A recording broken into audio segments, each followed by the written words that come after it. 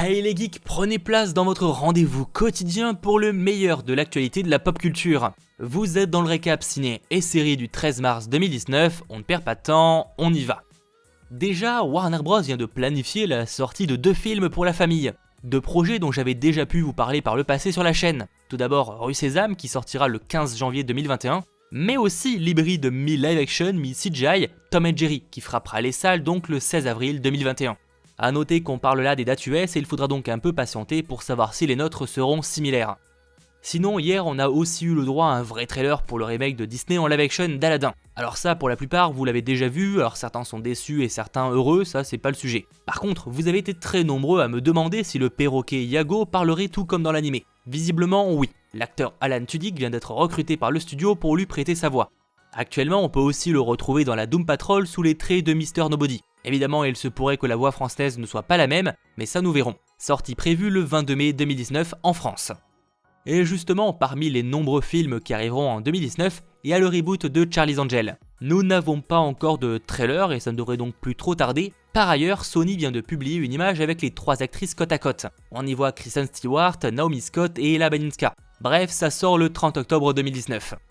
J'ai aussi une news qui va faire plaisir aux fans de Orphan Black. Le site Variety a appris que AMC préparait une nouvelle série basée dans le même univers, et que le studio originel se chargerait de la production. Par ailleurs, il souligne qu'il ne s'agirait ni d'un spin-off, ni d'un reboot, mais d'une histoire totalement nouvelle se déroulant dans le même monde. C'est carrément un spin-off en fait.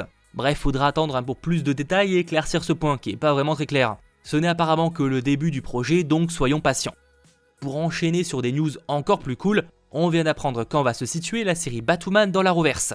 Alors petite précision, on parle là du pilote étant donné que la chaîne n'a pas encore commandé une saison complète. Mais franchement, je doute que ça n'arrive pas. Quoi qu'il en soit, le producteur exécutif Greg Berlanti a récemment parlé à Deadline de son placement dans la timeline. Et il nous révèle que le pilote se déroulera avant son apparition dans le crossover de l'Arrowverse. On peut supposer qu'il s'agira de son origin story et de savoir comment elle est devenue une héroïne à Gotham. En tout cas, si la série est commandée, on peut s'attendre à qu'elle débarque à l'automne.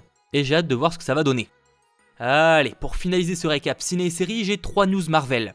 Déjà, la première concerne les productions de Sony. On vient d'apprendre grâce à une table ronde de Variety que le studio a planifié des projets pour les 7 à 8 prochaines années. Et que cela soit du côté du ciné, mais aussi de la télévision. Là où jusqu'à maintenant, ils étaient que très peu présents. Tony Vinciquerra a expliqué que leur division télé aurait son propre panel de personnages à développer dans le cadre de l'univers qu'ils sont en train de construire. Et il révèle même qu'une annonce sera faite bientôt et que cela risque de changer beaucoup de choses pour eux. Hâte de découvrir ça. Pour rappel, Morbius sera la prochaine création Marvel du studio, mais il planifie déjà un Venom 2, une suite à New Generation, ou même une série Spider-Ham. Bref, certes, Marvel Fox c'est terminé, mais pour Sony ce n'est que le début, enfin si on peut dire ça.